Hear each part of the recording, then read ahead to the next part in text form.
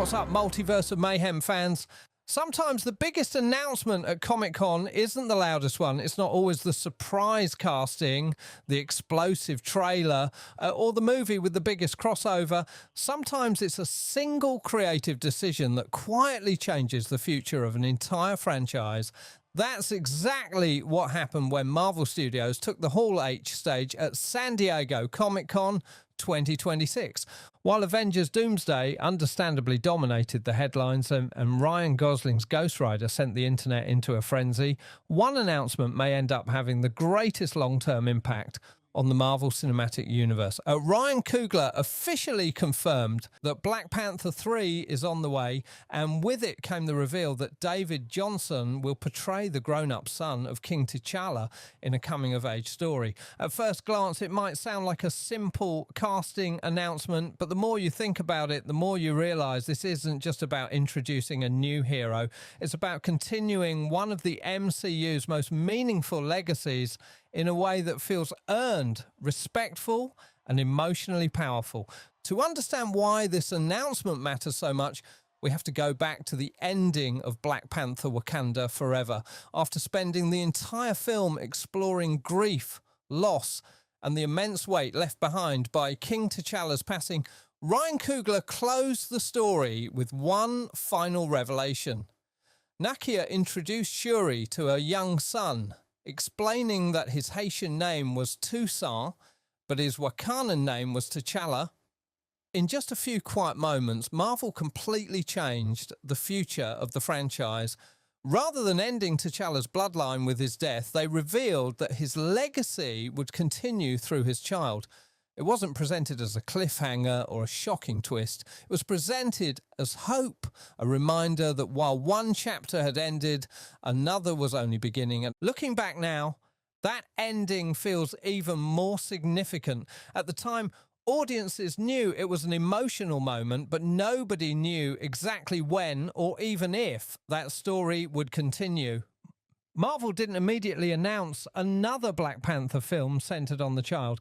They didn't rush into introducing the next Black Panther. Instead, they let the moment breathe. They allowed Wakanda Forever to stand on its own as a story about mourning, healing, and honoring Chadwick Boseman's legacy. That patience may ultimately prove to be one of Marvel's smartest creative decisions. Fast forward to San Diego Comic-Con 2026, and that seed has finally begun to grow. Ryan Coogler returned to Hall H alongside Letitia Wright and Winston Duke to officially announce Black Panther 3. Then came the moment that immediately captured fans' attention. David Jonsson walked onto the stage to a standing ovation as Marvel confirmed he would portray the grown-up son of T'Challa. According to Coogler, the film will follow the young prince as he grows up and comes of age. It's a simple premise on paper, but narratively it opens the door to one of the richest character journeys the MCU has introduced in years. Because think about the impossible position this character is born into. He isn't just another young hero discovering his place in the world. He's the son of one of the MCU's greatest kings. Before he ever puts on a suit or makes a decision of his own, he'll carry expectations that no ordinary person could ever live up to. Every accomplishment will be compared to his father. Every mistake will be magnified because of the name he carries. That burden alone creates an incredibly compelling foundation for a coming-of-age story. What's particularly impressive is how naturally this progression fits within the larger Black Panther trilogy. The first film explored what kind of King T'Challa wanted to become after inheriting the throne from his father. It challenged him to redefine Wakanda's place in the world while confronting the mistakes of previous generations. Wakanda Forever shifted its focus toward grief and national healing, examining how a country and a family moves forward after losing its leader. Now, based on what Ryan Coogler revealed at Hall H, the third chapter appears poised to explore legacy itself, Not just the legacy of Wakanda, but the deeply personal legacy of a father whose son must discover who he is beyond the expectations placed upon him. That's an incredibly organic evolution for the franchise. Rather than repeating the same story with a different protagonist, each film explores a different stage of leadership and inheritance. First came becoming a king, then came surviving the loss of a king. Now comes understanding what it truly means to inherit a king's legacy. That's the kind of long-form storytelling that has always made Ryan Coogler's approach to Black Panther feel distinct within the MCU. One of the most encouraging aspects of Marvel's announcement wasn't just the direction of the story, it was the actor chosen to carry it forward. David Jonsson may not be the biggest name in Hollywood today, but that's exactly what makes this casting so interesting. Throughout the history of the MCU, Marvel has often found tremendous success by casting actors who fit the character rather than simply chasing the biggest celebrity available. Chris Hemsworth wasn't a household name before becoming Thor. Tom Holland was a rising talent before he became Spider-Man. Simu Liu was best known for television before leading Shang-Chi and the Legend of the Ten Rings. Time and time again, Marvel has prioritised finding performers who can grow into these roles, and David Jonsson appears to follow that same philosophy. Jonsson has steadily built a reputation as a talented dramatic actor through projects including Industry, Rye Lane, Alien Romulus, and The Long Walk. Across those performances, one quality consistently stands out.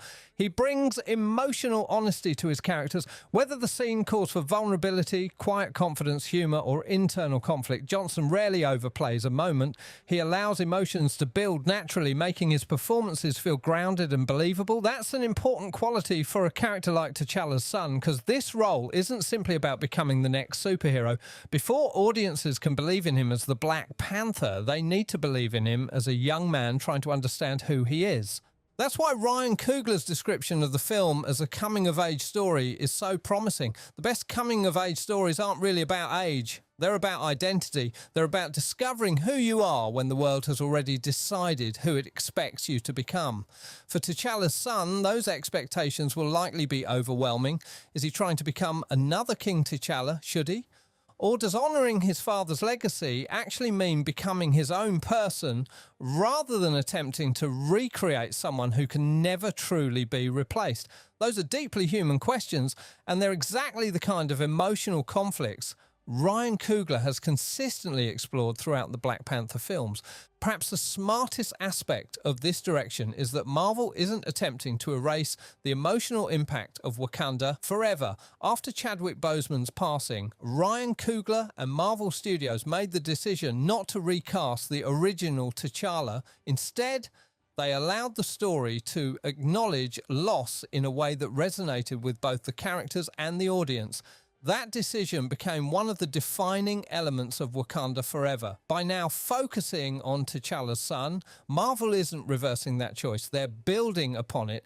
The original King's story remains complete while his influence continues through the next generation. In many ways, that's exactly how legacy works. Great leaders don't leave behind only memories. They leave behind values, ideals, and people inspired to continue what they started. All based on everything Ryan Coogler shared at Hall H, Black Panther 3 appears ready to explore that idea in a deeply personal way.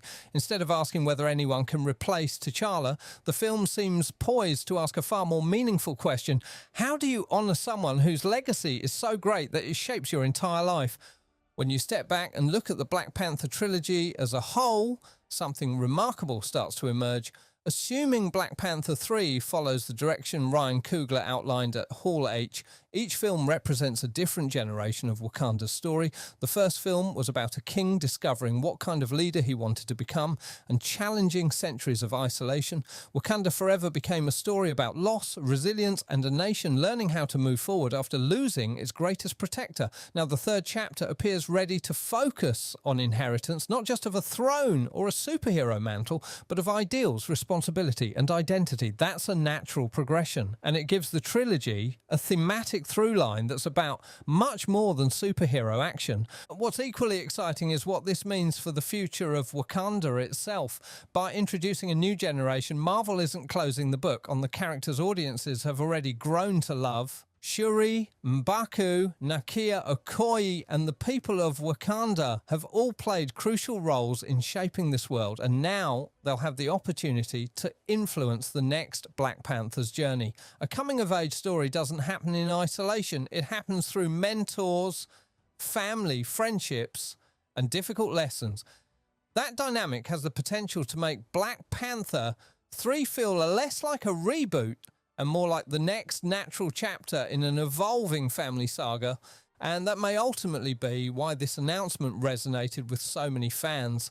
For years, there has been one difficult question hanging over the future of the franchise.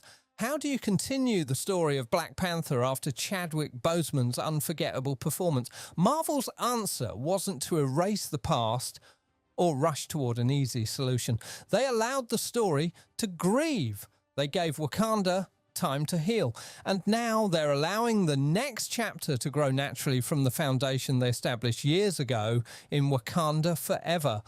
Whether or not the film ultimately lives up to expectations, it's hard to deny that this direction feels thoughtful, patient, and true to the themes that have always defined the franchise. Sometimes the future of the MCU isn't defined by the loudest reveal or the biggest crossover event. Sometimes it's defined by a single character taking the first step on a journey that could shape the franchise for years to come. At San Diego Comic-Con 2026, Marvel didn't just introduce David Jonsson as the grown-up son of T'Challa. They introduced the next generation of Wakanda, and if Ryan Coogler's vision is anything like what we've seen before, that journey may become one of the most meaningful stories the MCU has left to tell. So what do you think? Was this the right way to continue T'Challa's legacy? Are you excited to see David Jonsson step into this role? And what are you hoping Ryan Coogler explores in Black Panther 3? Let me know your thoughts down in the comments below. If you enjoyed this deep dive, don't forget to leave a like, subscribe to Multiverse of Mayhem and turn on notifications because we'll be covering every major Marvel announcement, trailer and character reveal as we continue following the future of the MCU. Thanks for watching and we'll see you in the next one.